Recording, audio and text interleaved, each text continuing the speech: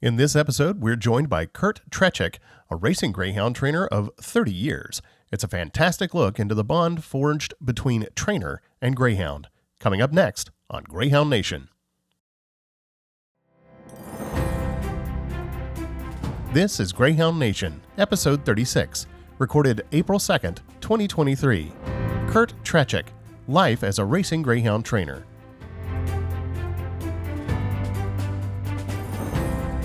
Greyhound Nation is a podcast for greyhound enthusiasts produced by greyhound enthusiasts.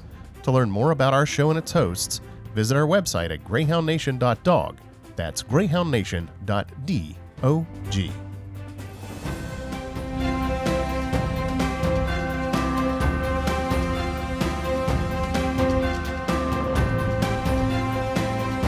Welcome to another episode of the Greyhound Nation podcast. I'm Michael Burns. Now, here's your host, John Parker. Welcome back, Greyhound lovers. Our guest for this episode is a fellow I count as a friend, though I've never met him personally. Like so many friends I've got in the Greyhound world, we met on Facebook. Kurt Trzeciak is a former trainer, maybe perhaps also a future trainer, and we're going to hear all about what it's like to be an American racing greyhound trainer. Welcome, Kurt. Thank you, John. Pleasure to be here. Actually, you know what? We did meet one time. Oh, we did. Yeah. Well, was that in Florida? Was that at the? Don't you remember the Greyhound Adopters for Racing in Tampa? Oh, yes. You're absolutely right about that. Well, we'll get to that shortly enough. Excellent. I'd forgotten about that. There were so many people there that day that everything it was a blur. We had a great turnout. Yeah. But anyway, we did. We're really glad to have you. Let's kind of begin at the beginning and tell us a little bit about your personal background, where you're from, where you grew up, and then we'll get into how you met your first greyhound and got enthused by greyhound racing. I was born and raised in Texas. My sister and I are both first generation Americans. My family all came from Europe. The interesting thing about it is my family always had a love for greyhound racing. I wasn't born into it like most people were. They've been in it for generations. I was the first one to actually start working. My sister and I sitting out in the parking lot at Sarasota and in the greyhound business. But my family enjoyed greyhound racing in Florida and around the country. And what's interesting is, as a kid, the first greyhound track I can still remember being a young kid. My mom and my grandmother would go inside the racetrack to go bet. We would sit outside with my grandfather and listen to the race calls while we were outside in the car. And it was funny because as kids we would be picking our favorite dogs in the program and all that. But the first actual racetrack I got to go in was where they allowed kids, was in Phoenix Greyhound Park. And the first fascinating thing that I saw, which was at Phoenix, was the dog that won the feature race that night. They would bring it into the clubhouse and walk it around in the clubhouse, and everybody got to see the dog. And right there, I was fascinated. And of course, we always went back to Texas. Texas didn't have dog racing, had a ton of greyhound farms, but no organized dog racing. And then when they passed the law to allow greyhound racing in the state of Texas, and they had all kinds of crazy Harlingen, and that's where they put Valley Greyhound Park stipulations for where greyhound racetracks could be at. It just so happened I was in Cameron County, and the biggest town there was Hark, and used to go to the racetrack all the time with family when I was young. I was still in high school, but we got to know some of the people that operated kennels and people that worked back with the dogs, and it just seemed really exciting and a lot of fun. And when I was 18, there was a kennel owner named Paul and Cheryl Watt, who owned S&P Kennel. And I got to know their trainer, who was a young lady named April, and Paul would normally be at the track. And Paul said, "Why don't you come down to the kennel sometime?" And I said, "Sure, I'd love to." And they took me down to the kennel, and I told this same story down in Palm Beach. when I went to the kennel, he said, I want you to, we walked in the kitchen area first and then back to where all the dogs were at, and they were going really wild and barking. And he said, all right, I want you to go out in that pen out there. That's where we let the dogs out. And I said, what do you want me to do? And he said, just stand there. And he said, they're going to be all over you. And he goes, I hope you're not afraid to get dirty. And I said, not in the least. And he said, all right, here we go. And they started turning out the females. And next thing I know, I was absolutely mobbed by just a ton of happy, healthy greyhounds that were having a blast. And I just knew in my heart, I said, this is what I want to do with my life. I want to work with these animals. And that was it from that point on. I used to go down to Paul's kennel fairly regular. And then I ended up, you hear the anti-racing people said, oh, you wouldn't do this if there wasn't money involved. To be honest with you, for like the first 6 months, Paul had free help in his kennel. It was me. Oh, that's a great story. But anyway, after the Paul Watt, when I was working for him for free, he said, I need to start paying you, if you're going to be here at the kennel all the time and helping out and all that. So, Kurt, just to set a time frame, what approximately what year was this? It was 1991, as a matter of fact, when Valley Greyhound Park first opened. And you spent your first, you said you spent your first 6 months or so unpaid, a volunteer, as it were. What were your duties? Well, when you're the low man on the totem pole, it's mostly the cleaning and maintenance of all the kennel facilities there, cleaning up after the greyhounds, cleaning their bedding, passing out feed pans, being the guy that had to crawl into the crate to go get the feed pans that were all the way in the back when a dog took it all the way to the back. All the things that the people who had been there didn't really want to have to do. But that was about 6 months of that, and then Paul basically said, we need to start paying you something. He said I think he felt guilty about it. I would have kept doing it just out of my love for it. I thought it was that great. And like I said, that just goes back to what the antis always say. You wouldn't do this if you didn't get any money for it. Well, I didn't, and I still did it, and I loved it, and so be it. Yeah. And then where did you go from there in terms of up the ladder, so to speak? Okay, well, I worked for Paul at his kennel for about a year, and then was offered a position as an assistant trainer for a gentleman by the name of Bob and Cecilia Gendron. And I took that job with them and worked for about a year and a half under his tutelage, and ended up working for Bob and Cecilia when their trainer left and went back to Iowa. I worked for them for, about 8.5, almost 9 years. I worked for them at Valley Greyhound Park down in Harlingen, Texas, in Corpus Christi, in Birmingham, in Dubuque, Iowa, in Orlando, Florida, and eventually down in Hollywood, Florida.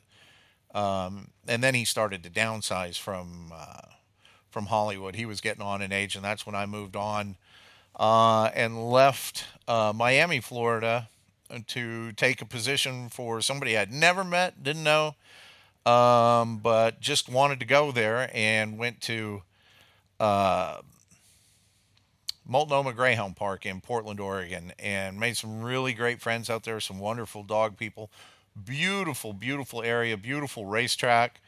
Really loved my time out there, but they only ran 5.5 months. And for a stretch in my greyhound training career, I was the guy that you could pick up the phone and say, hey, I need you to train here. And I lived out of 2 check-in bags and a carry-on for a few years, and traveled the country working racetracks from there was Pueblo, Colorado. I went from Pueblo to Raynham to Jacksonville, back over to Birmingham, just basically bounced around all over the place.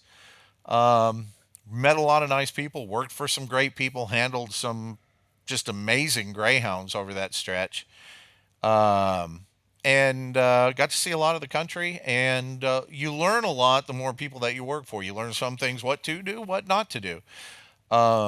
but really enjoyed it. And then in early 2000s, I was in Sarasota, Florida, and got offered an opportunity to move to West Virginia and take a job up in West Virginia. That was about 2004, I guess it was, and pretty much spent the rest of my time in West Virginia up until 2015. Did a short stint for Steve Saris over at Southland, which was really interesting. I'd never been to Southland before and enjoyed it.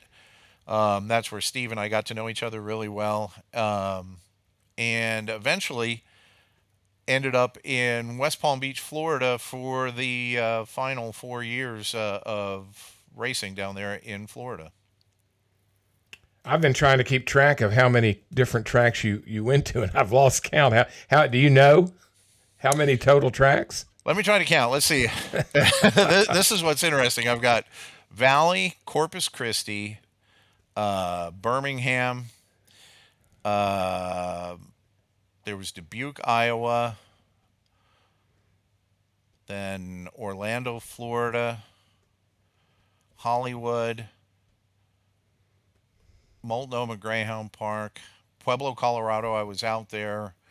Raynham, Massachusetts. Jacksonville, Florida. I also worked in, Wheeling, Southland, and Tri-State. So that'd be 13 tracks. Wow, that's pretty remarkable. Yeah, it was a lot of fun. It was great. I mean, I did a lot of fill-in work for people that were on vacation. I did, sometimes it was just short stints. But like I said, I was the guy that you could pick up the phone and call, and if the money was right, I was on a plane and I was out there to you. Yeah, yeah. When you were at a seasonal track, you mentioned Multnomah, 5 months. When that season ended, what did you typically do? Did you just work in another business until the season started back up, or would you take off and go fill in or that sort of thing? Well, depending on what kennel owner that you work for. The kennel owner that I worked for ran a circuit between Multnomah and Portland, Oregon. Then when Portland closed, they would haul all the dogs from Portland, Oregon, all the way to Miami, Florida, and race down there at Hollywood in the wintertime.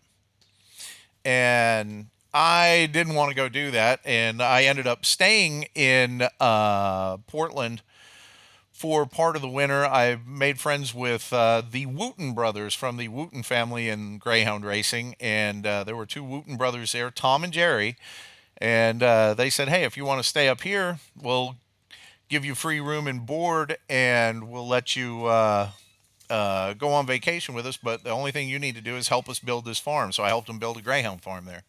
Oh, wow. Yeah, so I did a little bit of everything.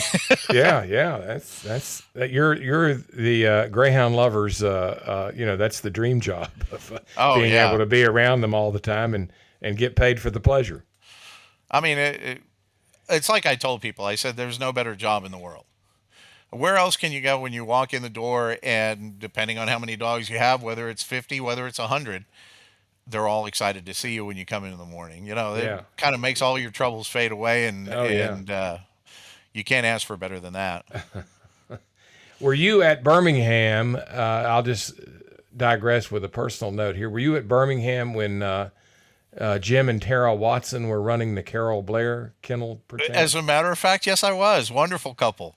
Yeah, that's who I got to know. My first racer was at Tampa, and Tampa and St. Pete, and she didn't like the long home stretch at St. Pete, so we moved her to Birmingham, and I had met the Watsons because that's who our club, our adoption group, went over to Birmingham. That was the closest track. We did a field trip every year. Oh, awesome! And they opened their kennel. We got our kennel tour there after we went through the adoption kennel. So I was really impressed. In Jim Watson's, and this is probably the way it was in your kennel as well, you could literally eat off the floor. That's how clean and tidy the kennel was. And so I wanted to move Susie, my first racer, and I just called Jim out of the blue one day, and I said, look, I've got this racer. I'd really like to move her up here to you. Would you take her on? He said, sure. He didn't even hesitate. He didn't even ask to look at her lines. We'd met a couple of times. And so we just developed a great relationship, They're with awesome her, people. They, with they were her in really the good. kennel. They were really good friends with Daryl and Rochelle Henry too, Yes. from the Henry Yeah. family. Yeah. Yeah. I met them through Jim and Tara as well. So we've kind of stayed in touch. I get a call every now and then from Jim. Of course, he's not in Greyhound racing anymore, but he's doing well, and we enjoy talking Gosh, you know about the what? old days. When we get off of this podcast, I because I've lost contact with him. Last I knew, he was over at the track in Victory Land around Shorter, Alabama, and that Right. was the last contact I had with him, and Yeah. that's been years ago. So I'd love to get his phone number and give him a Yeah. surprise phone Yeah. call. That Well, would be awesome. I'll get that to you. Yeah, Well, that's let's great. That's great. And just go ahead. as a side note, talking about Birmingham, Birmingham actually had some of the nicest kennel facilities of any of the tracks I had ever been at. They really had beautiful kennel facilities, and it's sad to know that Birmingham's closed now because I mean everybody had a huge individual kennel with 3 turnout pens, a big Yeah. separate kitchen area. I mean it was really nice what they did there. Yeah, they really did. And we started going there in the early years of it, right after they had closed the horse operation, and everything was pretty new. And you would have been very saddened in the last few years there at Birmingham. They had really let the maintenance of it, of the kennel compound, go down. And it was kind of a, sad and weary kind of looking place. So That's such a shame it when you was a shame. consider, It really was. I mean, honestly, I really always thought that place should have been a gold mine, Yeah, but absolutely. oh well. Let's talk a little bit about, I don't think a lot of folks really have a feel for what trainers are paid, how they're compensated. So let's talk a little bit about what kind of I'm not going to ask you about your own, but just kind of what the typical compensation package for a trainer is. And he's paid by the kennel operator, I assume, Right. You're paid not the by the owners of the kennel dog. operator, and really, you're paid normally a straight salary plus a percentage of what the dogs earn. So, there's no hourly wage because if you got paid by the hour, you'd make a fortune, Yeah. especially if you're dedicated to it. But you would get like a straight base salary each week, say anywhere from $600 to $700 a week, and then you also depending on your at where I said you would make commission. Most states don't have a breeders fund program where the dogs, let's say here in West Virginia, which they do have it, for dogs that are born and raised in West Virginia, they get additional bonus money in their races. So, for example, let's say in Florida where there was no breeders fund, you would make say $700 a week, and then on top of that, you'd make 5% of what your kennel earned in a week. So if your kennel earned 10,000 in a week, you're getting about what is that? That'd be about $1,200 a Mm-hmm. week. Yeah. In West Virginia, a lot of the kennel owners are also West Virginia breeders. I won't say a lot of them. I would say maybe half of the kennel owners are also West Virginia breeders. And their breeders award money is almost as good as the regular points that they get. And so a lot of kennel owners who own West Virginia bred dogs will also give their trainers a percentage of that. Maybe not 5%. Some of them, it could be 5%. And I've even known some that got 10% of the West Virginia bred program, which could be pretty lucrative. So, and then it depends on where you're at too, because when you're talking about your percentage of what the dogs earn, if you're at Southland where your dogs are, your kennel earns say 30,000 in a week, your paycheck is significantly higher than somebody who was working at say Palm Beach where, on the top end, you're going to run out 10,000 a week. Mm-hmm. So that's where it all varies. And then, I mean, there's a, a, a gray area in there as well where some kennel owners list you as contract labor. You get 1099, and but you're really not contract labor, in my opinion. So they should be taking taxes out, but some of them skirt the issue and don't take taxes out. But because we love our job, we'll just go in there and work for that, Yeah. and then you get stuck paying a lot of money in your own taxes. So you can basically make a pretty good living. You won't get rich, but and of course, as you say, if you divided it by the number of actual hours you work, it might well be below minimum wage. But nevertheless, you More can than still likely make would be, yes. you can make a good living at it if you love the work. Really, yeah. And I mean that's the main thing. And that's where you separate dog people from just people that want to come out and collect a paycheck, because you need to not only be a trainer and do that, but you want your employees to have the desire to further themselves in the industry and maybe be a trainer in their own right and someday, and where they're dedicated to it, because I mean that's the kind of people you want in your kennel. They pay attention to detail, they don't make mistakes. I mean, one of the first things that everybody's taught when you start working in a kennel, always shut gates behind you. Shut and latch gates behind you. Yeah, yeah. And I don't know how many times I've seen people, just forget to do that. They didn't shut the gate. Next thing you know, you see 30 greyhounds come running out of a kennel, which, they can very easily hurt themselves when they're not running on a nice, soft, sandy surface that's groomed by people with a tractor, Yeah, yeah, absolutely. Now, what are the requirements in most of the states you worked in terms of licensing of trainers? What did you have to do to get licensed? Most states require you to take a trainer's test, and honestly, like here in West Virginia, it's a combination of knowing the rules of racing, which they give you a nice long rule book where you have to study that, as well as questions that are designed by the track vet, who wants to make sure that you can answer and know and recognize general veterinary situations, things that you might have to do, things to watch for in any kind of a sickness or what have you. What's the proper procedure to do when you have either a sick or an injured greyhound, and what have you. And that there's normally a fairly extensive trainer's test at most places that require you to answer those questions and score significantly high on it before they will allow you to have a trainer's license. And how did you go about studying for them? Well, the general veterinary things that you get to learn, you learn as an assistant trainer and as a kennel helper by watching, experienced people. I mean, there were some really amazing things that I saw people do that when you went to a veterinarian and that they were like, "Oh, wow, how do you know that?" I mean, it was just, it's fascinating to know what as we used to say, the old dog people, uh, the knowledge that they had and in taking care of greyhounds and whatnot.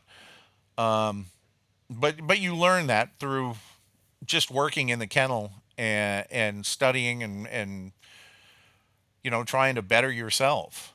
Yeah, yeah. Now, once you're licensed in one state, is there reciprocity between states, or when you went to another track in another state, did you have to retake another trainer's exam? It varies. Some of them were reciprocal states that would allow you to just go ahead if and know that if you had a trainer's license, say for example in Florida, that you could go to say West Virginia and go ahead and get a trainer's license. But some states like like Colorado, when you went out to Colorado, didn't matter. You go to Colorado, you had to take a trainer's test, no matter if you were licensed in 10 other jurisdictions. They wanted you to take their trainer's test to prove to them that you knew what you were doing. And I mean, I understand it all, because there's a lot of responsibility in being a greyhound trainer, because I've always been asked by people, when you tell them you're a greyhound trainer, oh, how do you train the dogs to run like that? Well, they have that innate desire to chase things. So it's not something that we do. I always tell them we're more like athletic trainers. We adjust their diet, exercise regimen, take care of injuries, and that aspect of it we don't really teach them to run. And by the same token, when you're taking a trainer's test in there, they will ask you a lot of the questions pertaining to veterinary treatments. Like it, in Colorado, it was probably one of the tougher trainers tests. They would like ask you what the symptoms to parvo were, if you thought a dog maybe had parvo or something of that matter. But then you'd also have questions pertaining to, what would say, for example, at weigh-in time, how many pounds over or under the dog's set weight can it be, and still be allowed to race before it's scratched, things like that. Yeah. I seem to remember it's 1.5 pounds. Is that, or does it vary from state to state? It's actually the interesting thing is it used to be you can only be either 1.5 pounds over or 1.5 pounds under, and also no more than 2 pounds from what you last weighed in at. So let's say, for example, you had a dog that was 1.5 pounds heavy, one race, and then a week later it races, and let's say it's a pound light. Well, it's a scratch because it's more than 2 pounds difference from Yeah. where it last ran at. Yeah. Interesting. Now, when you were the trainer of record and in charge of the kennel, I assume that you tended to have your own routine that you like to follow from one track to the other, unless you were otherwise directed by the kennel operator. Let's go through that a little bit and tell us about kind of your standard routine, your daily routine with the dogs when you were the trainer in charge of the kennel. Right. And I mean, like I said, it varies from trainer to trainer. Certain people do certain things different ways. In my kennel, let's say, for example, when I was here most recently in West Palm Beach, Florida, we would start at 5 o'clock in the morning, get all the dogs out in the pen.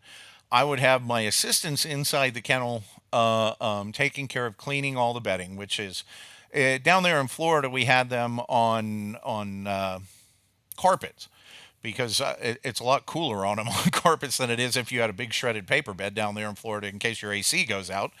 But anyway, you had them on carpets. If anybody wet their bed or anything, of course, you would change those, wash those in bleach, what have you. Anyway, my assistants were inside the kennel taking care of that. I would be outside with the dogs, and that was one of the things that I was taught early on in the greyhound business. You want to be out there, especially first thing in the morning, and watching your dogs as they're running out into the pen. Because one, they're excited, they're all happy to see you, but also they've been sleeping all night long. And if they were maybe a little stiff or a little sore somewhere, you might notice one that's got a hitch in its step and go, wait a minute, something's wrong with that one. So you're watching each one. You're always got your eyes on the dogs. You're always watching how they walk, watching how they act, and all those things, because you're always on your toes to make sure that the dogs are 100% healthy. And so anyway, I'd be out in the pens watching all the dogs come out, of course, cleaning up after them after they clean out in the pens. And then once they got done with all the bedding, we bring all the dogs back inside. And normally after that first turnout, I was always one of those people, I would weigh my racers the day before they run and the day that they run. The day before they run, just to make sure that there's not anything questionable going on with their weight, and then the day of as well. But we would weigh all the racers, and then after we weighed all the racers, I got big onto walking dogs, especially later on in my career. I didn't really realize the value of walking dogs until about halfway through my 30-year career, to be honest with you. And what we would do is we would take all the racers from the day before, usually in groups of 2 or 3, myself and my assistants, and we'd snap leads on them. And we'd take them on a walk. It was probably, I don't know, roughly, when we'd walk them between 1/4 and 1/2 mile as we walked them around the compound. And that's just to keep them stretched and loose, and you could see if they were favoring anything there too. You could concentrate on the dogs that all ran the day before. Anyway, once you get done with walking all your dogs, then I would have a list of dogs who needed exercise. And they have a long sprint path. Palm Beach was probably about, I'd say, 150, 200 yards long. And it's just deep sand, and you could take your dogs out there, and the ones that that needed exercise that were normally greyhounds run every on the very short end, which is rare, 3 to 4 days. Normally, it's normally 5 to 7 days between races. If we're going to go 7 days between races, you like to keep them loose, like to keep them sharp. I'd take them out to the sprint path and sprint those out there. Also taken to the sprint path were dogs that, let's say they had had an injury or just hadn't been running well, and you gave them a break, And sometimes dogs do that. They get a little bored or what have you, and they're not running quite as well. They've been knocked around a little bit in a few races, and they're not trying so hard. Give them a break. We all need a break every once in a while, right? Yeah, absolutely. Yeah. And So when you had them in the sprint path, how many would you have? And did you just let them run themselves, or did you go out and play with them or throw things for them to run to, or what was the routine out there? I never really like to take more than 3 in a sprint path at a time. Palm Beach had a big, beautiful sprint path. And what was nice is they had a road you could drive on either side. So you could drop 3 dogs out there, and you could have an animal squawker in your truck. And if they weren't, running and just wanted to stand around and play for a while, you could drive down there and squawk that, and they would chase right after you. You adjust how many times you do it by, let's say, for example, if I had a dog that hasn't raced in a month and I had given him a break, you don't run him as hard in there as you do. You might just take him up and down once just so that, he can stretch his legs until you build him back up. I mean, if I had a dog that was off for a month, he probably wouldn't, and I started working him after a month, it's going to take me a month of working him just to get him back, in my opinion, into race shape, just because you want them to be in tip-top shape when they go out on the racetrack, and you start them in the sprint path. Anyway, getting past the sprint path, and we would go back to the kennel. You let those guys that sprinted stay out in your turnout pens and relax and walk around and cool off out there. And we would go inside, mix feed for the day, which our feed consisted of, in Palm Beach, I had 115 dogs. And our feed consisted of ground beef, a lean ground beef. We used to buy a couple of different kinds, you're familiar with Purina Pro Plan and all that, right? Yeah, yeah. Yeah, and you could get a high protein version of for working dogs, Purina Pro Plan. I can't remember exactly which one it is. I would always cook a big stew for them too in a giant roaster pot that was normally barley and chicken and maybe some vegetables or what have you in there. And you'd also have either powdered or liquid vitamins and electrolyte supplements that you would add to the feed and mix that all together.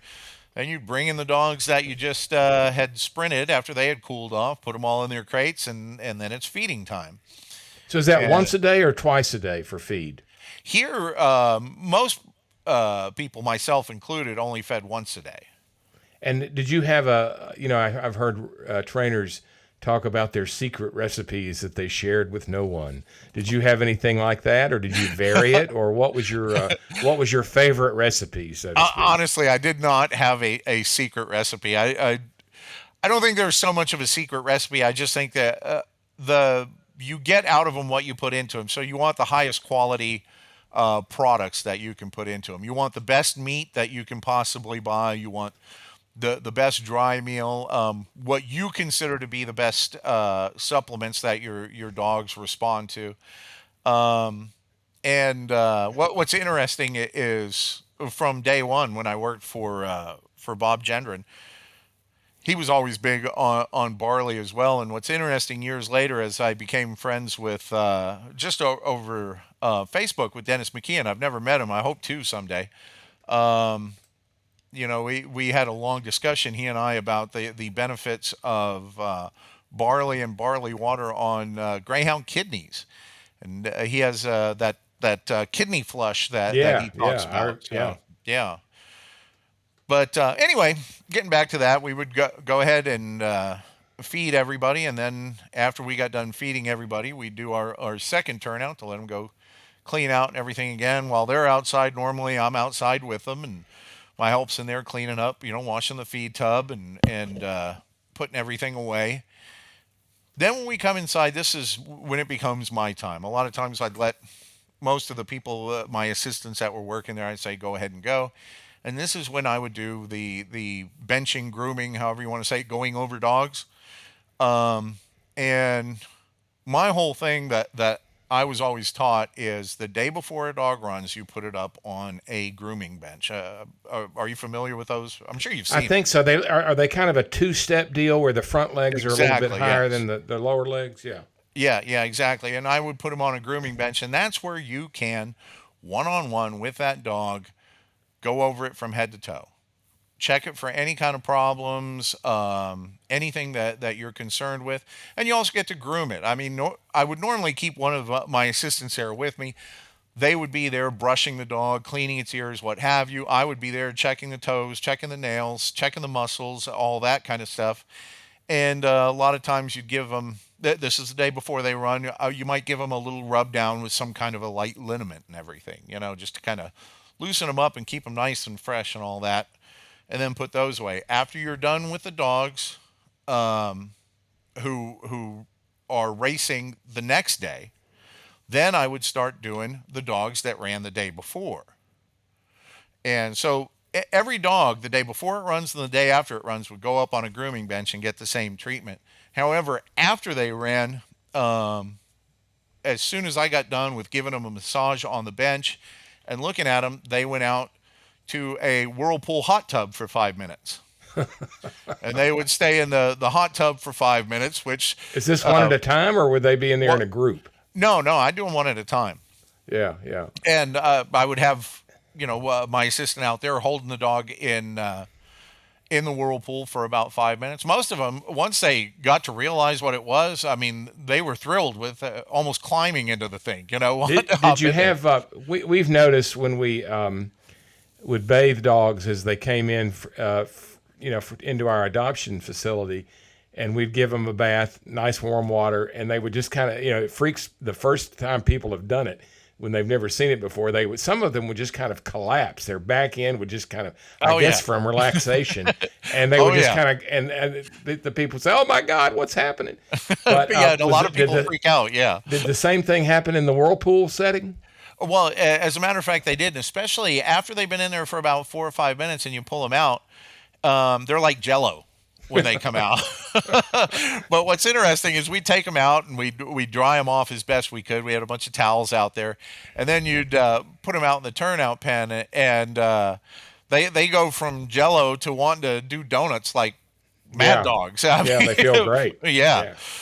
But anyway, once you got done with all of that, Palm Beach had mainly matinee races over there, so by the time you were finally wrapping up with all that, it was time to take your dogs down to the track and weigh in your dogs that were racing for that day.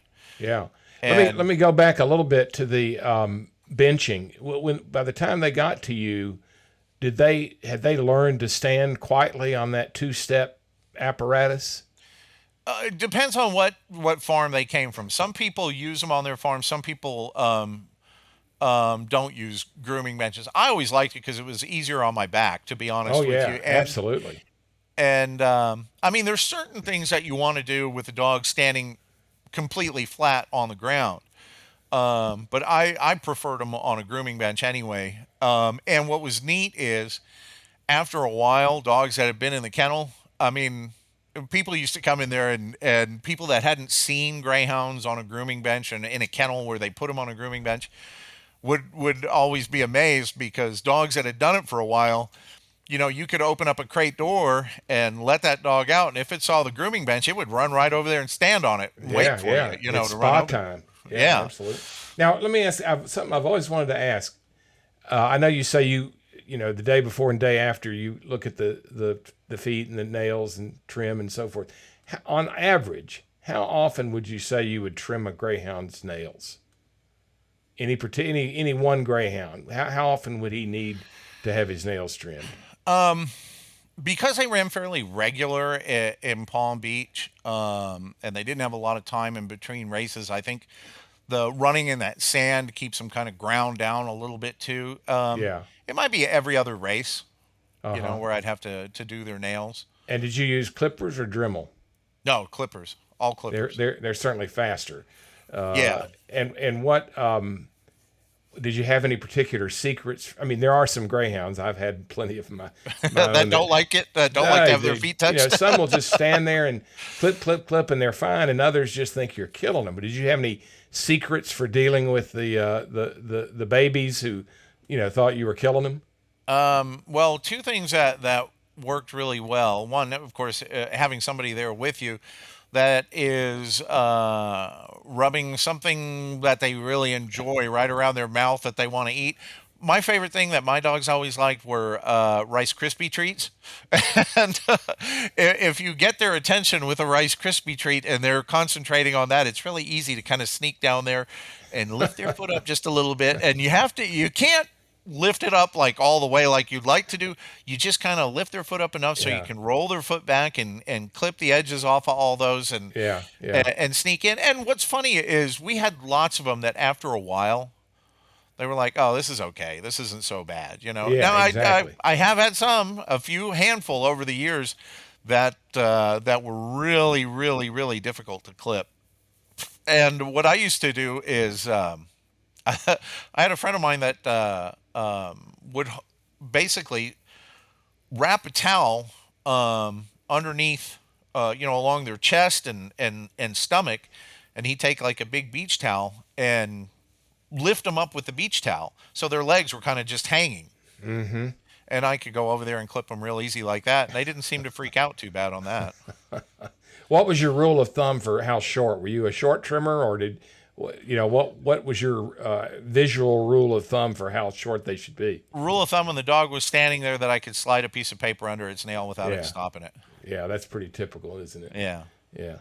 Well, that's always a challenge for any greyhound owner. Is that you know that you get some that no big deal. You can trim them whenever you want. Others, it's a wrestling match. So it's always good to hear the voice of experience and how you handle the difficult ones. Yeah, there have been a few difficult ones over the years, but like I said, if you just go slow and light with them, and after a while, most of them kind of calm down, especially when they're chewing on a Rice Krispie treat. Yeah. Who made the treats? Is that something you did at home I or bought them at Sam's, to be honest with you. They had boxes of them at Sam's, and I said, I used to know people that would throw them, like marshmallows or something, and they would yeah. inhale those. Yes, And yes. I said, well, that's no fun. I'd like to see them have something that they got to chew on at least, so they Yeah. know that they had something. And Yeah. I happened to be buying some kennel supplies at Sam's one day, and I said, I bet you a Rice Krispie treat would work. And I'm telling you, it was like gold. Yeah. Now at race time, what was your role as trainer? Well, I'm one of the guys that I mean, I know a lot of trainers have different ideas on it. I always liked being at the track to watch my dogs run.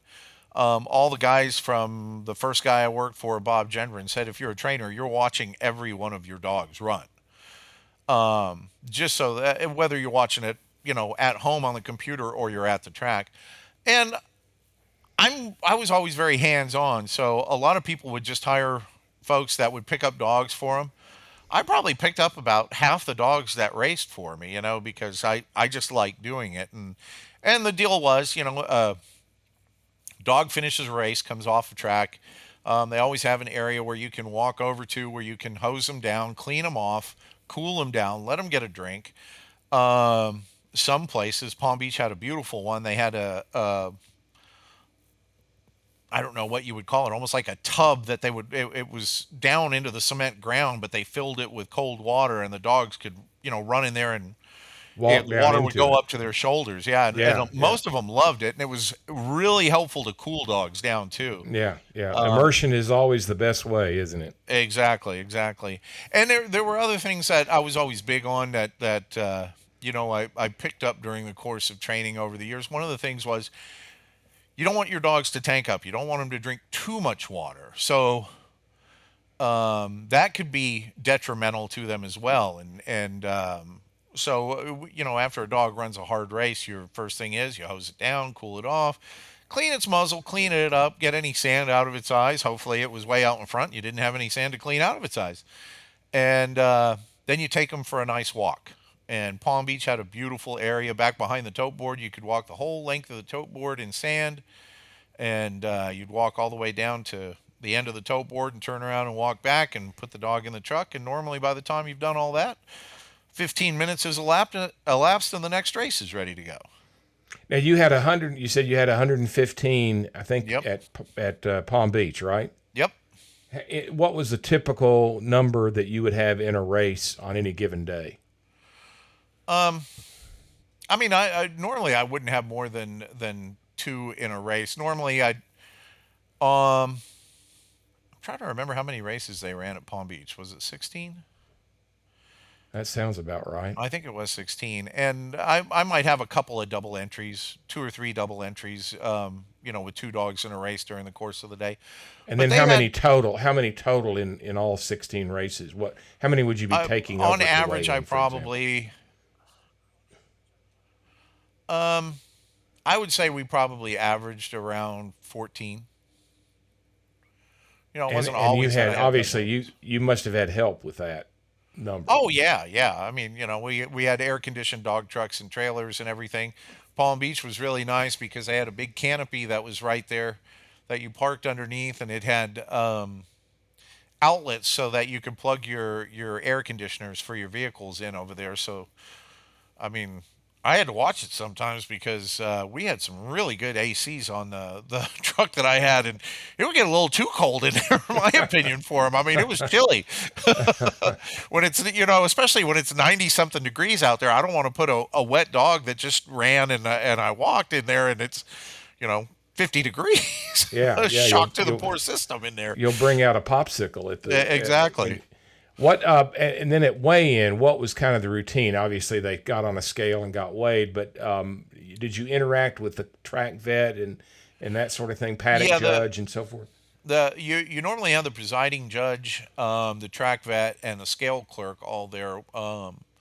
And basically, what we would do is we would start unloading our dogs. Sometimes you'd have to make a couple of trips back and forth because I didn't like to take, I don't want to be walking up a huge group of dogs because that's all you need is for, one of, especially in Palm Beach because they were all over the place, those darn iguanas down there. Yeah, If they saw an iguana and one of them wanted to go after it, then it's jumping over the top of everybody else. I wouldn't normally take up more than like four or five dogs at a time, yeah. and to weigh in up there. And you had a tag that you had to get that had its race number and post position on it. And once you got up there, they would check the tattoos on your dog to verify it was the right dog. The vet would inspect the dog, and of course, the scale clerk would read the weights off, and the presiding judge was there to verify that everything was done properly.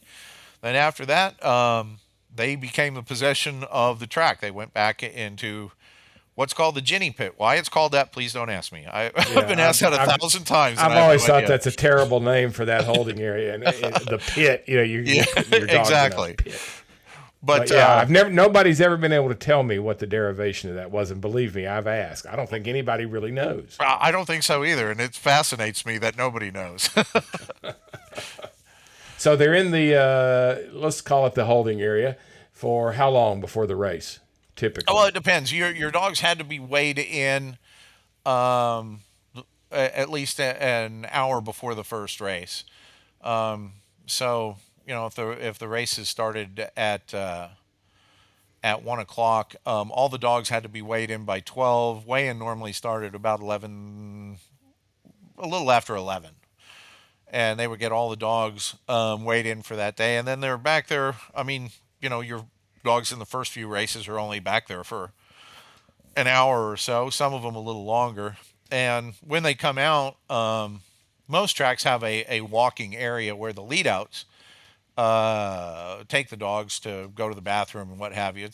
Sometimes it's in where the public can see, like Palm Beach. They had a big sandy area right outside that where the public could stand there and watch each dog as they blanketed the dog and walked it around. That's also where they take pre-race urine samples. Any dog that stops to pee, they have vet techs who are out there who run over and collect a urine sample on it, and I don't know. In my opinion, there's I don't like the way they take urine samples because it seems disorganized to me. And then they never have you, like in Florida, they never had you sign off. Mm-hmm. So I just didn't like that idea. But A that's this whole lot of state thing. potential, That's not for mishandling. Yeah. mismatching. Yeah, yeah, I And understand and that. and that's a whole state thing. So I mean that's not the track's fault. That's not anybody in the kennel's fault. That's the division of parimutuel wagering in Florida that Yeah. was Now, in charge of when they that. were in the holding area, did they have water available to them? In the holding area, no. And what about if you had a fretter that might pant a lot and that sort of thing? Did you ever have any issues with them since they didn't have water available to replenish what they were exhaling in panting? Did you ever have any trouble with them getting dehydrated or anything like that? No, but see, when they come out after they've gone and used the restroom, they go back to the scale and get weighed again before they go out on the track. And if a dog has lost more than a couple of pounds, the vet will scratch it. Okay. So if your dog got dehydrated from fretting, they'll scratch it right away. Yeah, yeah. So then the lead outs, then onto the starting boxes after the post parade. They race. You catch them at the end, and then you talked about you can walk them out and so forth. What do you do when you get back to the kennel? Okay, well, after you get done, just to update you on one other thing, like after you've taken care of a dog, let's say, in the first race or the first few races, you're there for, 3.5, 4 hours during the races. I was really picky because I always like to keep my dogs loose. So, after my whole rule of thumb was if they've been in the truck for, 4 races, go back over to the truck and take them out and walk them with a dog that just ran. Keep them loose. Yeah. Mm-hmm. And they Makes might want to go to sense. the bathroom again or get another Yeah. drink of Yeah. water or what have you. Right. So Right. you always wanted to keep on top of that. And then normally what you do, you get after all your races are over with, you get back to the kennel. You take all your racers, you put them out in the pen so that they can go outside. We had both. We had water both in our turnout pens and in water cans in the crates for them. So I always try to keep water available to them. But anyway, you'd let them all out in the turnout pens. You'd bring in all your gear, your racing muzzles, your leads, all that kind of stuff. Put it all up, make sure everything was cleaned up, and then you would bring the racers in, put them all to bed. I was always big on giving dogs treats, whether it was a dog biscuit or even a Rice Krispie treat, what have you. They always had some kind of a little treat when they went up into their crate. And anyway, that's when I would mix up the feeds for the racers. Now, normally I would give the racers a little extra boost rather than just the feed like they had for the dogs that morning. Racers, when they came back from the track, I'd give them an extra electrolyte boost, an extra vitamin boost in there.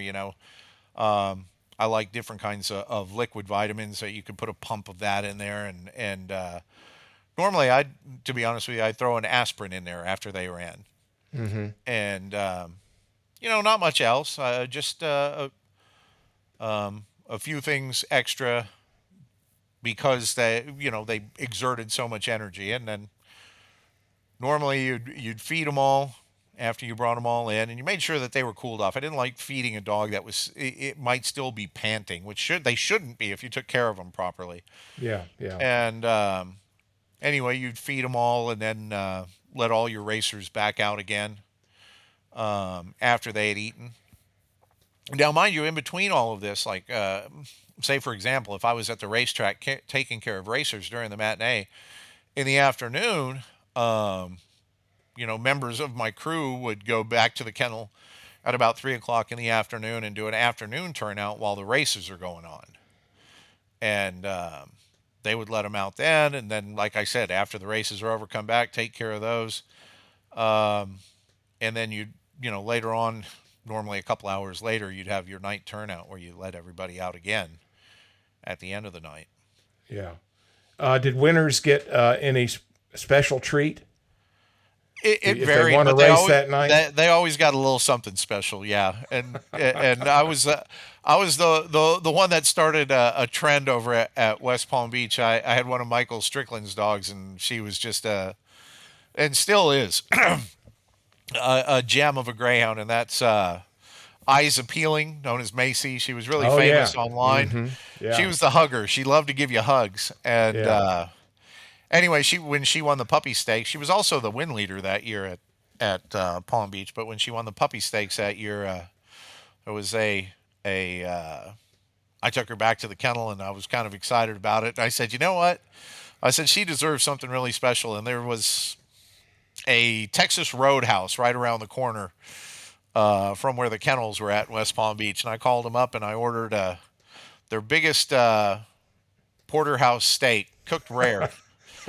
And I ran over there, and she had porterhouse steak with baked potato, macaroni and cheese, dinner roll, and she was quite pleased. And there's pictures of her on the internet enjoying all that. By the way, Ate every bit of it, no doubt. she didn't miss a beat. Oh, that's great. What about when you put them to bed, or maybe when in the afternoons when they were having their siestas and everything was quiet? Did you have a radio or any kind of music on inside the Yeah, I always kennel? had a radio just to give them a little background noise because um, a lot of times greyhounds, they get used to hearing a vehicle pull up and they get excited. They might jump up and be like, "Oh, it's time for us to go out." And so you always try to have something to kind of drown out a little bit of the outside noise. What was your what station of choice? Not necessarily the station itself, but what genre? Talk, music. Oh What was no, your I choice? normally had classic rock on for them. What I like to listen to. If it puts me in a good mood, I figure they'll be in a good mood too. So that Oh, was. that's But great. what's funny is I find it amusing that you asked that because um, when I was in Texas, I knew lots of the old Texas guys said, "Oh no, you can't play anything but country music for them because they won't run." I had a trainer tell me one time the person that his predecessor had played NPR for them because he felt like the NPR voices were all very soothing and comforting and so forth, you know. And this guy came in and he said, "I'm not playing NPR for them; it'll make them liberals," you know. And so Oh, that's he awesome. was he played country music. So I always remembered that and thought that was it. Made me laugh at the time, and it makes me laugh every time That I is think good. I about love it. NPR turning them into a bunch of liberals. But God, anyway, God forbid a bunch of liberal greyhounds, right? yeah, exactly. What about dark days when the track was not running? Was the routine different? No, it was still the same. You just didn't have to go to the track. I actually enjoyed dark days because you dark days. I guess the only difference on dark days were those were the days that we would take the time to do different things over at the kennel, say like wash the dog truck to keep it looking nice and vacuum it out and all that kind of stuff. Any kind of little things that you need to do. Though dark days were the days I'd normally go buy supplies for the kennel, things like that. I mean, that I enjoyed the dark days because you weren't. It always seemed, and I don't know, maybe it's just me, but I always felt like I was always in a rush in the kennel because you were in a hurry to try to get things done so that you could get to the track, Yeah. and I always said there's just doesn't seem to be enough time in the day, and dark days you could just move at a leisurely pace. I'd even sometimes give my assistants dark days off after I needed them in the morning, and I could just mess around all day with the dogs there. I liked it. Didn't bother Did me they one bit. seem to? Did the dog? Greyhounds being animals of routine. Did they seem to know when the dark days were? I think so.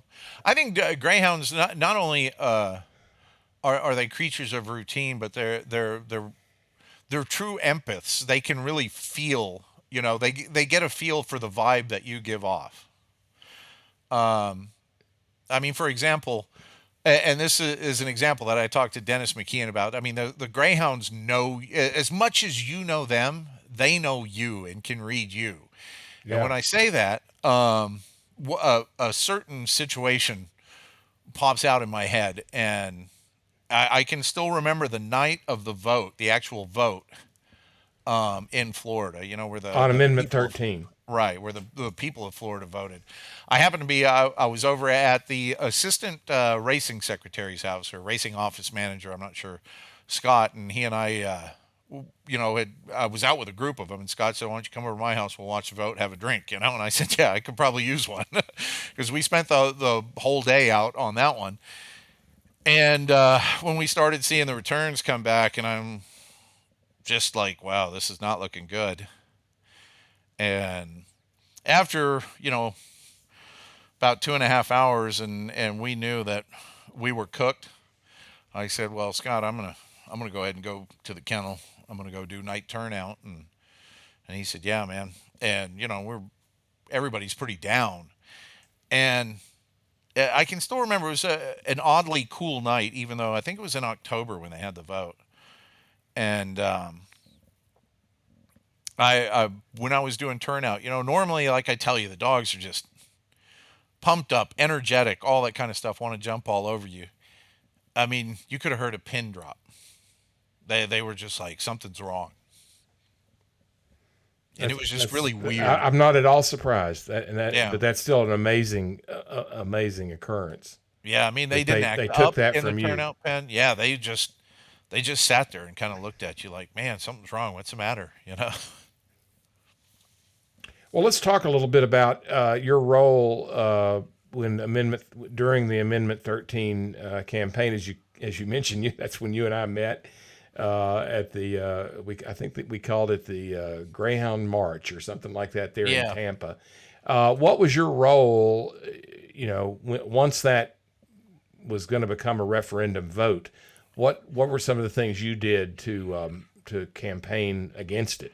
Well, actually, before it was even put on the ballot, myself and a couple other people, we took the time, because the state of Florida had, just to give a little background on it, every 20 years they have the Constitutional Revision Commission, which are people appointed by the governor to look at proposed amendments to the Florida Constitution. And they threw, the animal rights activists, as well as the tracks that had casinos.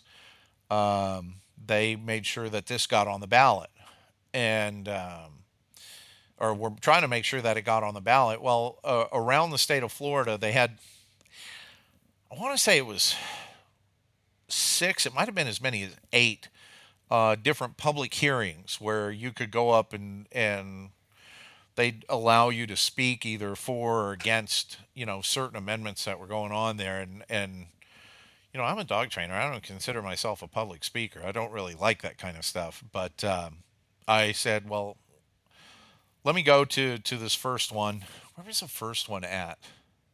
I want to say the first one that we went to was in Yeah, it was in Melbourne.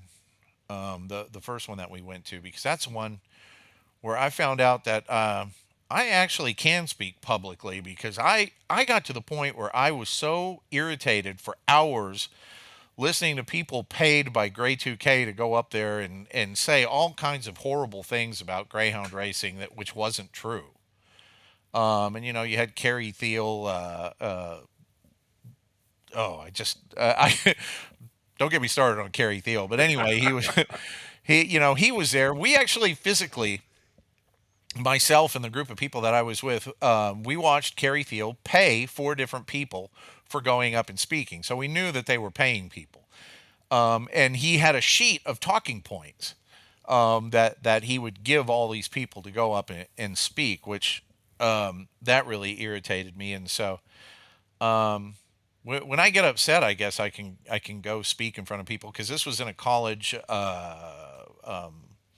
auditorium, and you had members of the Constitutional Revision Commission sitting on a stage, and people going up there and talking, and of course I went up there, and I had all these little notes that I had jotted down that I wanted to say and everything. And when I got up there, I just I let it all hang out for the 2 minutes that they allotted me, and when I turned around, I saw Carrie Thiel sitting about 5 rows behind me, and it was funny because there was a guy, a kennel owner, who was there, Arthur Aganis, and when I got done with what I said, and a bunch of people stood up and clapped after I said it because I don't even remember what I said.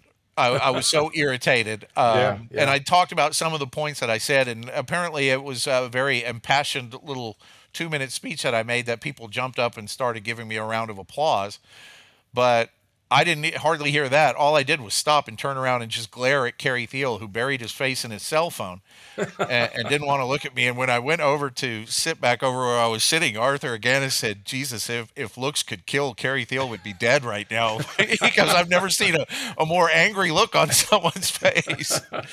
But anyway, I made sure to take the time to try to attend as many of the public hearings as I could.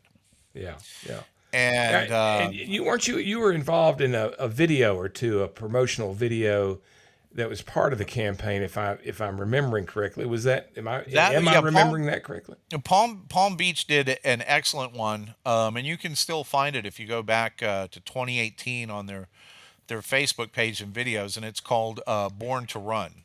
That's it. That's it. And That's the one I'm thinking about. yeah, and what was really neat about that is they hired a company that is responsible for making television commercials to come out there, and they were very professional.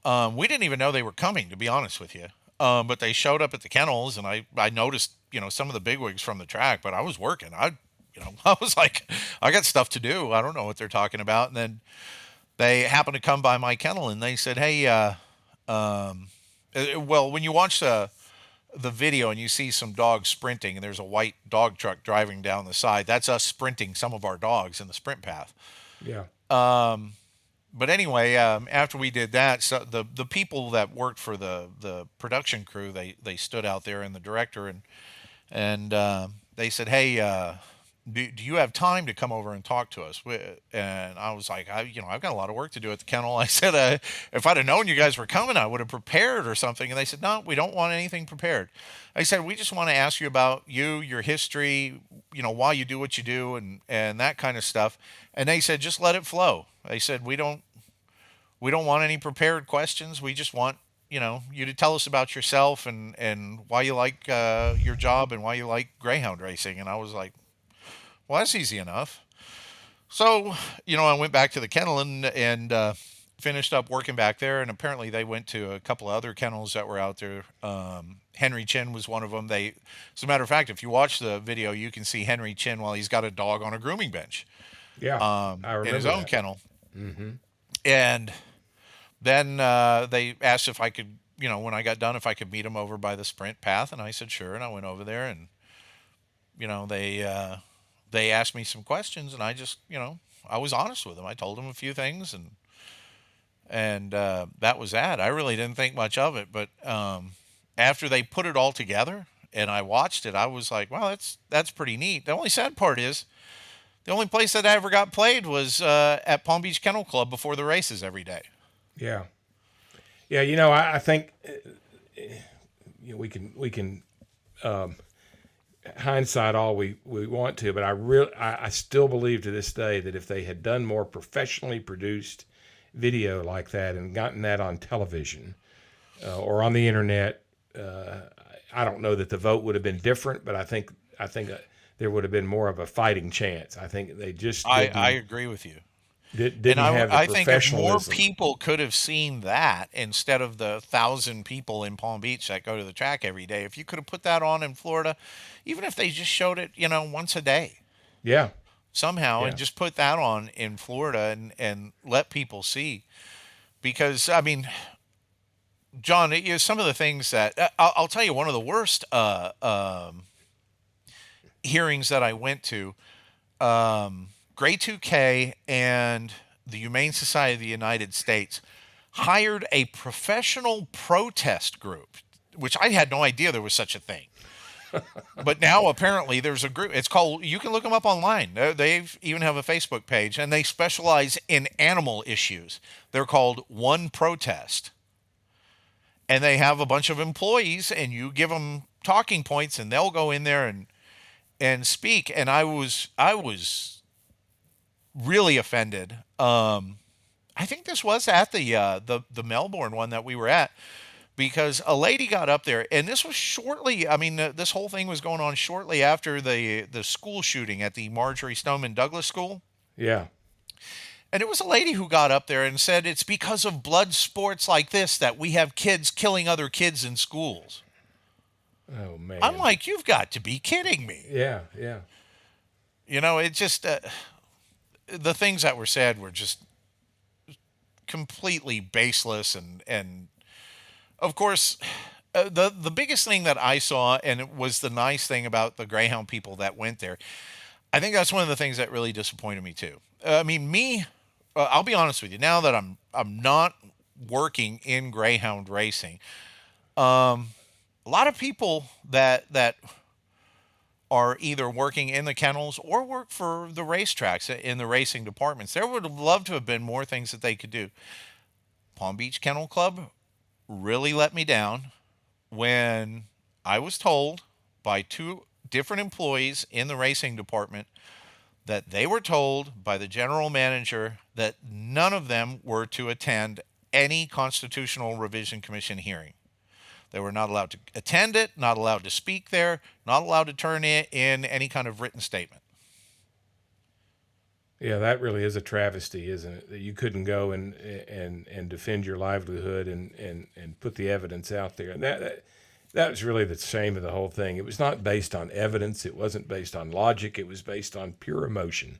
The only person that I give credit to, and I wish I could remember his name, he had kind of an odd duck name, and I believe he was either a judge or an attorney from the Orlando area, and a very devout Christian man, by the way. But one of the things that we all said, especially those of us, there was a small group of us who made sure to try to attend every hearing. And I think I attended 5 of the 6 or 6 of the 8. I can't remember if it was 6 or 8 that they had around the state. And anyway, there was one commissioner on the CRC who actually took us up on the offer when we said, hey, we have nothing to hide. If you don't believe us, show up at a track and tell them you want to go into the kennels right away. And there was a guy, AJ Grant, over in Orlando. This guy apparently said, you know what, I'm going to take him up on the offer. So he showed up at Sanford Orlando Kennel Club, asked him where the kennels were at, went over to the kennels and said, hey, you want to go inside? And I guess there was a big to-do with the racetrack about it, but then they said, you know what, go ahead, let him go inside. And not only did he go visit the kennel and see how the dogs were taken care of and everything that was going on in there, he also went to, oh gosh, and I'm drawing a blank now. One of the farms, the guy who owned the kennel that AJ Grant worked for had a farm outside Orlando, and he even went to the guy's farm and visited the farm and everything. And I will give him massive credit if I could think of his name, and it's bothering me that I can't.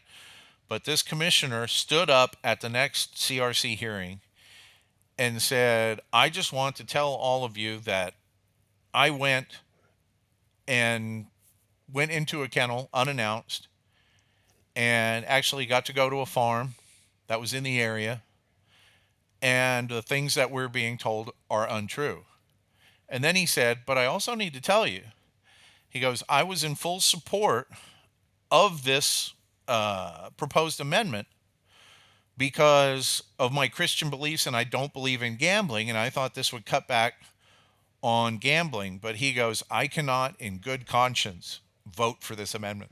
And I was like, man, that is deep that he would stand up and say that, you know? Yeah, it really was. And not another one of the commissioners took the time or had the intellectual curiosity to go see if they were being told the truth. Obviously, they had sat through these hearings. They had to have concluded, look, somebody's not telling the truth. These are diametrically opposed testimonies that we're hearing.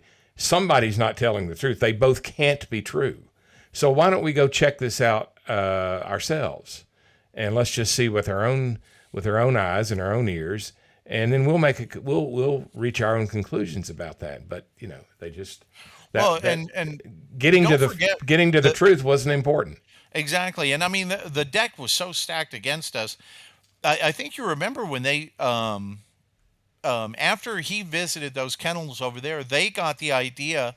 And I will give them a lot of credit over there at Sanford Orlando Kennel Club. They said, "Hey, let's do kennel tours." Yeah, I remember that. And so everybody was gung ho on. I did the one and only kennel tour at Palm Beach Kennel Club. They came to my kennel. I brought them through, showed them everything that was in there. They did a couple of them, I think, over at St. Pete, and about 4 or 5 of them over at Orlando. And then suddenly, faxed to every racetrack in the state of Florida was a letter from the Department of Business and Professional Regulation letting them know that they received an anonymous tip that unlicensed people were being allowed into restricted areas at racetracks around the state of Florida. And this was in violation of rule this, subset this, and you could lose your licenses for allowing this to happen. So from this point on, no more kennel tours. Yeah, it was a shame. I remember that happening, and I thought, this is just absurd. It was. And I mean, I love the way they say it was an anonymous tip. I'm sure Right. It was Carrie or his lovely Minions. wife that, yeah, decided to research the state code in Florida and find out that unlicensed people were not allowed in kennels. But anyway, what I was going to say, now that I'm out of greyhound racing, it's kind of a relief because I can actually, as I'm talking to you, I can say all the things that I want to say without Yeah. fear of repercussion from a kennel owner or a racing jurisdiction or a racetrack. That's the biggest problem for greyhound people in the United States, is to try to stand up for themselves, because if you stand up for yourself and you say something that the racetrack doesn't want, they can turn around and call your kennel owner and say, if you want to have your kennel here, you need to get rid of that guy. Yeah, it's a real And shame. I witnessed that exact conversation happen between a director of racing who was on the phone with a kennel owner one time, and they did not approve of who that kennel owner wanted to bring in for a trainer. And I won't tell you who it was at or what racetrack it was at, but it was in Florida.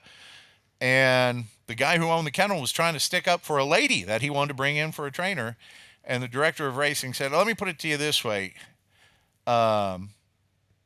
Yes, you can have a kennel here, and yes, she can be your trainer, but I will personally draw races to see to it that you never win a race here. Yeah. What a And shame. I mean, that's what we're under. And that's Yeah. why so many greyhound people would love to have the opportunity to go out there and say what they really feel, but they can't, because they might lose their job, or a kennel owner might lose their booking, or even if a dog owner who's not even there stands up and says something, the racetrack can say, I don't like that kennel owner. If you keep getting dogs from him, you're not going to have a kennel here, because we don't want anybody to run their dogs here. Yeah. And that's the way it happens. Yeah. Well, I attribute a lot of that to the fact that the race venues are not run by greyhound people. They're run by casino people, or they're run by people that really don't have a love of the dogs and a love Exactly. of the sport. Now, isn't it different in Australia? I know you've spoken with some Australian people. I mean, don't who runs the actual racetracks out there? There's some of them are actually owned by, like, for example, Greyhound Racing New South Wales. They're not, and some of them are club run. They're nonprofit, local community clubs. Oh, wow. That run the tracks, and it's nothing, as you point out, it's nothing like it is here, where, as I've called them before, they're like the plantation masters. Well, that's a great comparison, really. Really. Well, And, Kurt, let's. Go Go ahead. No, I was going to say Dennis McKeon really hit on something too, which is, the contract kennel system that they have in the United Yeah. States. That's Yeah. that's a tough one, because they, when guys were able to run off their farm and say, hey, I'm a West Virginia breeder, I want to bring my dogs to the track, and I get to run them. You got to draw my dogs in because I'm a West Virginia breeder. And if they had a system like that, it would give the Greyhound people way more power. Yeah. Yeah, I think if Greyhound racing is ever to come back in the United States and reach the levels that it is in Australia, England, Ireland, etc., it has to be just reinvented from the ground up. Exactly, I agree. To succeed. I have a new thing I want to try, Kurt, as we kind of close out our conversation. Although we don't have to hurry on this. I want to try a lightning round of questions. Yes. Where I'll ask you a short question and give me as short as you can and still articulate the answer. And I may ask you to expound on it a little bit. So no, that's fine. If you're game, let's start out. Sure. Best Greyhound you ever trained? Gosh, that's I'd probably say Kelso's Kingpin. And why? He was just an amazing Greyhound and proved himself. I was lucky enough to have him at Multnomah for one season, and I believe he ran 13 races during the course of that season. One stakes race that he was there for, and he won 11 of the 13 races. One of them was not the stakes race, so that was the only bad part. But I think he had 11 wins, a second and a second and a third, and the third was in the stakes race. But he proved himself there. He came from Rain. It was one of John Kelly's dogs. He won the World Classic one year down in Miami. He competed in the American Derby, and just an all-around pleasure of a dog to handle. But I mean, okay, I'm not saying he was the fastest. He was just one of the fastest, but most consistent in his racing style. So he could really perform. Now, I was blessed with a really fast one who had a really short career just due to an injury over at Wheeling. And I honestly think he was the fastest one I ever trained. And that was a dog that nobody would know. His name is T&J Amistad was his name. And he suffered a career-ending injury in a race, but he almost broke the track record twice in his 11 or 12 starts that he had. And, you know, we spent a bunch of money to have him all fixed up. And after he injured himself, we weren't going to race him again. The owner, who was from Texas, said he'd like to take him back and breed him. And he was one of those guys, he didn't believe in artificial insemination. He would, you know, do natural breeding, and he bred Amistad to 4 females, and they all missed. And then he had a test run on Amistad and found out he was sterile. So well, he was like the greatest Greyhound of history, Fullerton, the great Waterloo Cup winner. He proved to be, he was sterile at stud. So what a shame that he couldn't pass those wonderful genes on. He lived to 14 years old on his owner's couch down there in Texas. Oh, wow. So. That's great. That's great. All right. The other side of the coin, worst Greyhound you ever trained? Oh, goodness. I'm trying to think. And this is only because it's comical, and I can still remember. Her name was Georgia's Peach. And this dog, she didn't chase the lure at all. You could take her to the racetrack. She had absolutely no interest in chasing the lure. I could take her out there no matter what. And the only thing she would want to do is she would find a dog in a race and just run right alongside it the whole way around. And it was the most frustrating thing in the world because I had some dog. I used to test her. I would take her to the track in the mornings, put her in the starting box with a top grade dog that I had shipped in for a stakes race, and she ran neck and neck with this top grade dog that came to Hollywood for a stakes race. Ran neck and neck with this dog. I won't tell you who the dog was because he was fast, and people would say, there's no way. And she couldn't get out of her own way. She just want to run with a dog, you know, and it's so frustrating. And like I said, you could put anything out there in front of her and try to get her to chase it, and she just want to like play with you. That was it. She was kind of a frustrating one like that. She never made it at the racetrack, but it drives you nuts when you know she's that fast that she could run with a stakes caliber dog neck and neck. Yeah. and just not perform period at all when it came to All right, here's another one. Person who helped you the most in greyhound racing. Oh wow.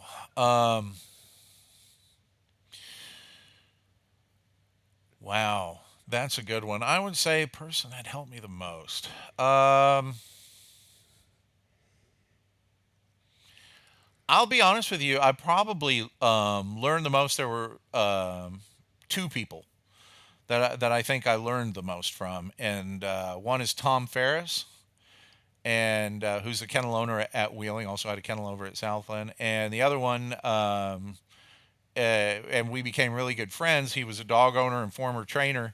He has since passed away, and his name was Rod Monroe. Great guy, and a great friend. Good man, right there. Yeah, yeah. All right, your highest moment in greyhound racing. Um, I mean, there've been a few of them. I know. Uh,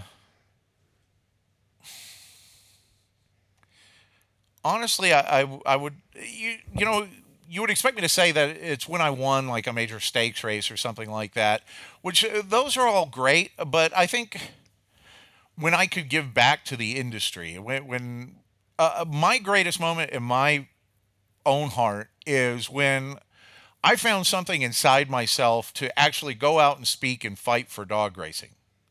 When other people wouldn't do it, and I went out there and I mean, I was pretty impassioned, and I was willing to talk to people. I did news interviews, radio shows, interviews everywhere. I had never done anything like that before in my life. Yeah. And I didn't think I could do it. And next thing I know, people were like, "Geez, would you go? You sound great." And I had no idea I sounded great. I was kind of, I mean, when you're really nervous and don't even know what you're going to say. Yeah. So I mean, think they call that. I think they call that rising to the occasion. yeah, I guess you could say that. All right, most memorable greyhound character who came through any of your kennels. Wow. Um.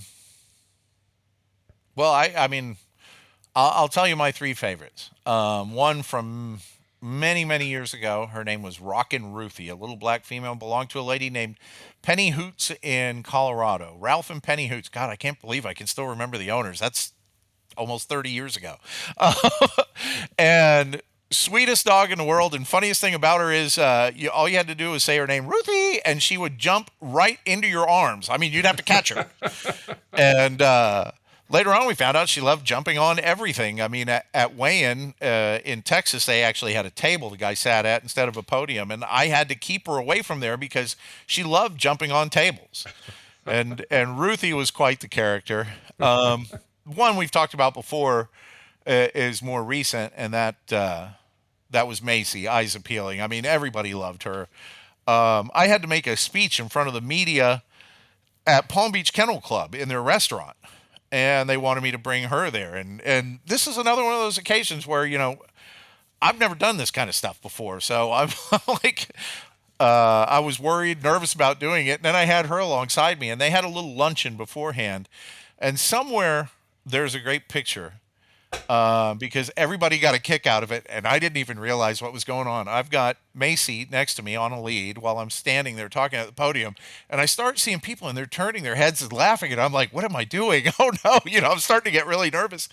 And I look over at her, and she's eating all the cheesecake off the table from the buffet table, which that was pretty interesting. But I would probably say of all of them, the character that I'll remember the most was, and I always used to have at least one at home as a pet during my time in the Greyhound business, because the great thing, I had as many as 5 at home as pets when I was in Texas.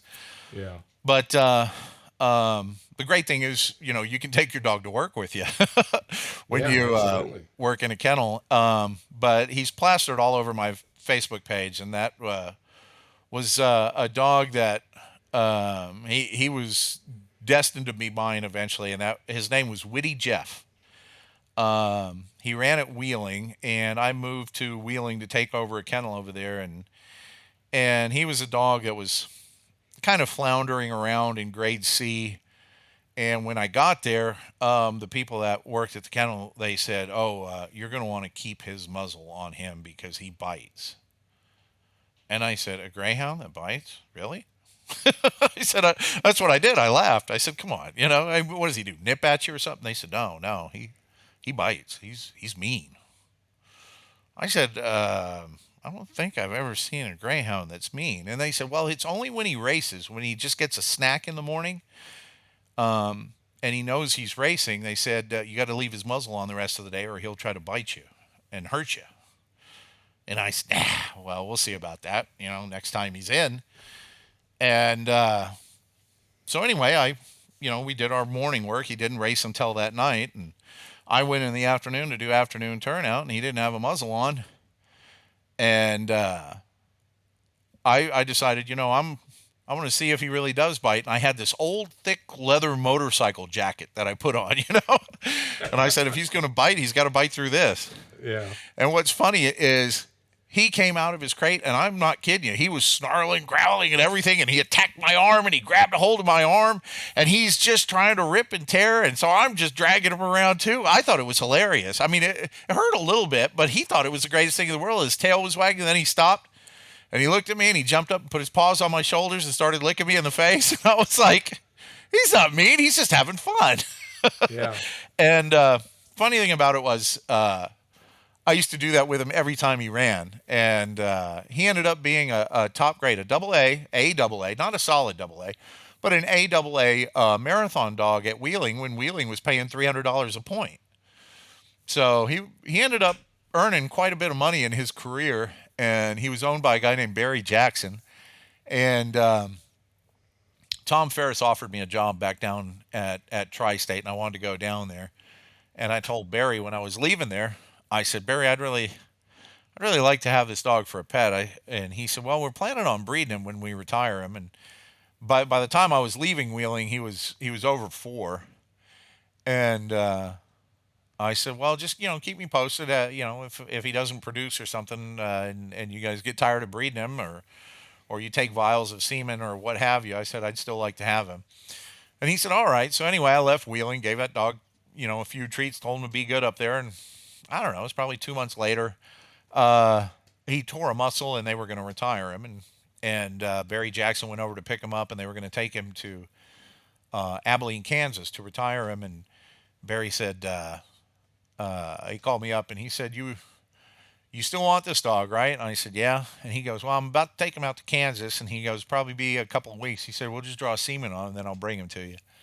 And I said, oh, that's awesome. And about 3 hours later, Barry calls me again, and I was still at work over at the kennel. And I said, what's up, Barry? And he said, I decided the heck with it. I'm not taking him to Kansas. He goes, I'm out here in front of your kennel compound. I'm giving him to you now. He's yours. And I said, seriously? And he said, yeah. He goes, you guys were attached at the hip, and ended up being the greatest dog you could ever imagine. Was the most relaxed dog you ever saw at home. Nothing ever fazed him. Didn't like fireworks. Did he try to bite you anymore? Never again. Yeah, I'll tell you what, I brought him home to my apartment, and the first couple of days I tried, crate training him, and he hated going in the crate. I would put him, I had a giant crate, specially built for him, and I would put a water bowl and just some dry feed in a bowl in there, and I would come home after morning work, and the water bowl's flipped over, and the dry feed bowls flipped over. And I was like, geez, you really hate being in there. So the third day I just said, you know what, just tear up the apartment. I'm leaving. I'm going to work. And I went to work, and I came home after we got done with our morning work. It was about 11 o'clock. And I opened up my front door to my apartment, and I'm looking around, and I don't see him anywhere. And I'm like, this isn't good. Where could he be? And I'm walking around my apartment, walking to my bedroom. He's sprawled out, sound asleep in my bed. and that was it. I don't know how many nights I slept on the couch because he's just sprawled across the bed. But he was an amazing dog. And I mean, I can tell you the day I had to put him to sleep. He had bladder cancer, and for the last few months he was alive, I used to have to catheterize him. He couldn't even pee anymore. And I would catheterize him 4 or 5 times a day, and it just got to be too much for him. And it was the day before Thanksgiving of 2014, and I had to put him down. And the people over at the vet's office, they knew what I was there for, and they were really great about it, and stayed in there with him during the whole process. And I had a friend of mine. This was here in West Virginia, and a friend of mine that has a little greyhound farm in a town called Poca. And I used to bring him out there sometimes. He'd have a blast running around out on the farm, and I said, "Do you mind if I bury him out here on your farm?" And they said, "No, pick any place you want." I found the highest spot on a hill on the farm, and he's buried up there on the farm. And I was always trying to figure out, a way to, like a headstone or something. And for a year, I tried to decide, and I thought the neatest way to honor him would be to plant something there. And I didn't know you could do it, but you can order saplings of the either coastal redwoods or giant sequoias from out in California. And I got a 5-year-old giant sequoia sapling that I planted there where he's buried. Oh, wow. That's a great story. That's a great story. All right. Greyhound you had the hardest time saying goodbye to when retirement time came. Oh, wow. Well, this is one that nobody would know, but I just loved him to death. And his name was Apache Hawk. And big 88-pound dog, that big brindle male, and just a total love bug. You don't. It's odd to say that on one of the really, really big ones. And I mean, you couldn't walk by him if there was a fence next to you, because he would run over and he would throw his paws up on the fence and want you to come up behind him and just start rubbing his belly and all that kind of stuff. And I was down there in Palm Beach, and where I was at in Palm Beach, I couldn't have pets when I first moved down there. Palm Beach is ridiculously expensive to live, by the way, or to rent, and ended up adopting out through one of the adoption agencies down there. But the neat thing was, most of the adoption groups that I dealt with, and one of the ones that I dealt with for the most down in Palm Beach, and I think you and I talked about it, that I always tried to stay very involved with adoption. And I think if Greyhound Racing had done more for adoption earlier on, it wouldn't be in the situation it is today. Yeah, I agree 100% with you about that. And it's been, as we've entered into the Irish program, it's the owners and the trainers, they reach out to us more than the other way around. They want to know, did so and so arrive okay? Tell us about the home she's in, and we'll put the adopters in touch with them. And I think that's where American racing missed an opportunity. I think they could have. Oh, a huge opportunity. And you establish this relationship, this personal relationship between people in adoption and people in racing, and they discover that their suspicions about each other were not well founded, and it's a snowball effect. One thing leads to another, friendships develop, and so forth. So I agree with you about that for sure. Yeah, I'll be honest with you. I can think of 5 off the top of my head, adopters who adopted greyhounds and were kind of on the fence about racing, leaning more towards anti-racing. And the more they learned about it, I know 5 of them who now have active racing dogs. Yeah, yeah. And it makes a big difference. It does. It sure does. All right. Most memorable race you ever watched in person? Well, I can tell you, and it's something I bet you'd be interested in, because you always talk about them. It was a match race.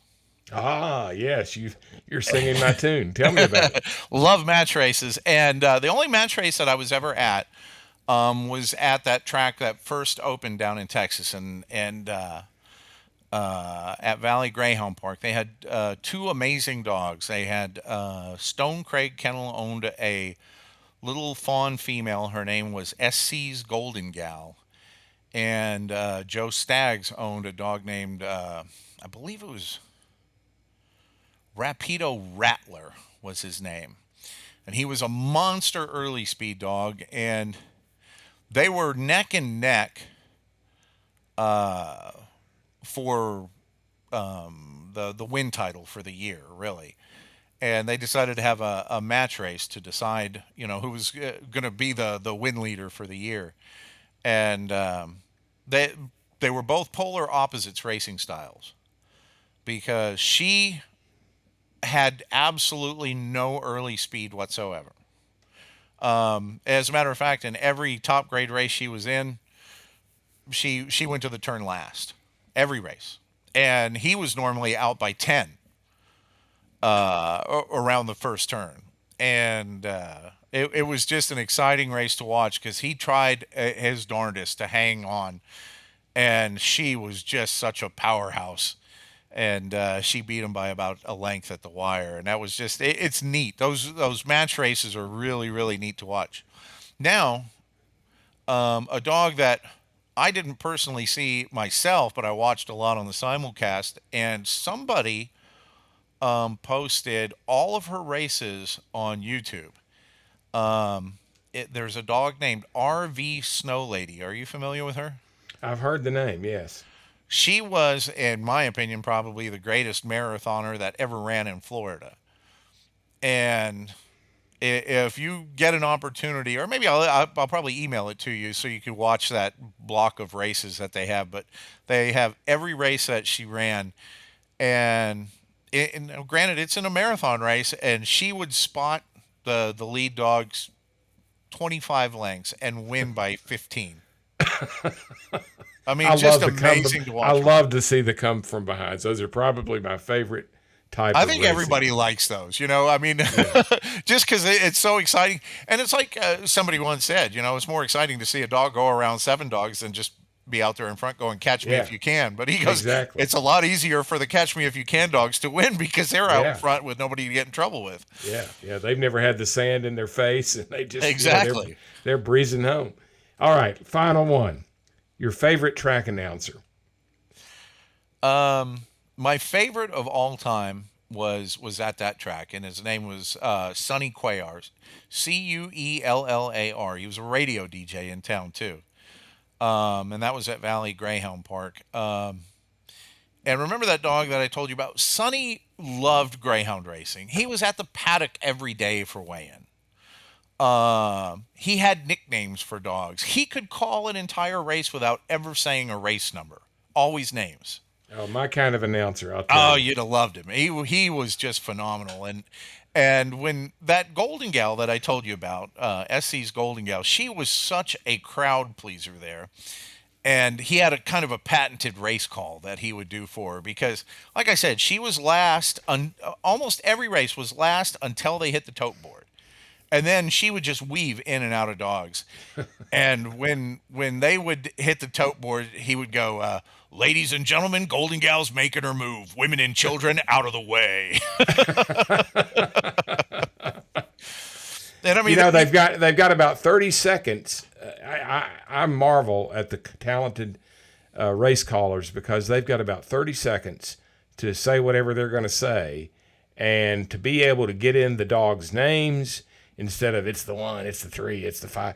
That is a talent to be cherished, in my opinion. It's really tough. I mean, if a lot of people complain about some announcers, and I mean, granted, with good reason, but when you sit down, imagine trying to figure out 8 dogs, who's going to the lead, and trying to rattle all that off before they get to the first turn. I mean, there's not much you can do. Now, as a close second to Sonny Cuellar, loved Mike Jamison down at Palm Beach. Did a really bang up job down there. He's another one that loved greyhound racing. They had a couple filling guys at Palm Beach that were really good too, and tried really hard. But I mean, Mike Jamison was spot on with his race calls down there. And were they both on the public address and on the race video? Yes, they were. Yeah. And Mike Jamison and his brother Matt Jamison, who was the racing secretary over there at Palm Beach, they're both in their mid to late 40s now, but they started at Palm Beach in their mid-teens as leadouts, and still to this day work there. Yeah. Even after racing's over with, still work there. Yeah. Well, Kurt, I'll tell you, it's been a wonderful conversation. We've gone a lot longer than we normally go, longer than I told you we would go. That's no big deal. I enjoy talking. You know what? If you find somebody that loves dog racing, we could sit there. Dog people can sit and talk greyhound racing all night long, period. Yeah, absolutely. Sir Mark Prescott, the dean of the coursing community in England, has a saying, is there's nothing as satisfying as sitting around with your friends talking rubbish. Well put. That's kind of the way this is. But thank you so much for joining us. We're probably going to have you back at some point because I've got other things I want to ask you about. I would love to. Anytime you want to do it. There's a lot of things that I didn't even talk about yet that popped into my head. I'd like to talk a lot about adoption too, and get into that because absolutely. That's an important part of the whole industry nowadays. Yeah, sure is. So, Kurt, we'll hope to see you again. And listeners out there, hope you've enjoyed the conversation. I know I have. Join us again for our next episode. And Kurt, thanks again for being our guest. Thanks so much for listening to the show. If you're not a regular listener, be sure to follow Greyhound Nation wherever you get your podcasts. We're also on social media, Facebook, Twitter, and Instagram. Just search for Grey Nation Show, follow us, and you'll get notifications every time we release a new episode. You can also get new show notifications when you subscribe to our YouTube channel. If you like the episode, leave us a review on our Facebook page or your favorite podcast app. You can also send us feedback or questions via the contact form on our website at greyhoundnation.dog. That's greyhoundnation.dog. This episode was produced in collaboration with host John Parker. Our theme music was composed and performed by Dimitri Taras. We'd like to thank our guest this episode, Kurt Trzeciak, for giving us a look into the life of a racing greyhound trainer. I'm Michael Burns, and you've been listening to Greyhound Nation.